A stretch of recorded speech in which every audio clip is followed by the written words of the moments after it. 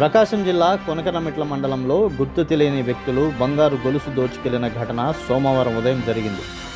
మండలంలోని చినమనగుండం గ్రామం వద్ద ఒంగోలు బేస్తవారిపేట ప్రధాన రహదారి వెంబడి కళ్ళు దుకాణం నిర్వహిస్తున్న రావుల నరసమ్మ అనే మహిళ మెడలో సుమారు 2 సవర్ల బంగారు గొలుసును దొంగిలించారు దుండగులు. పథకం ప్రకారం దుండగులు బైక్పై వచ్చి కళ్ళు తాగారు. ఒకరు బైక్ స్టార్ట్ చేసి ఉండగా మరొకరు మరో గ్లాసు కళ్ళు కావాలని చెప్పగా నరసమ్మ కళ్ళు కుండ నుండి పోసే క్రమంలో ఆమె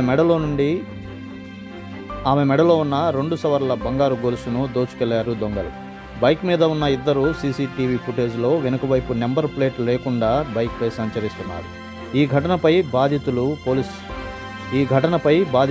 పోలీసులకు ఫిర్యాదు చేశారు.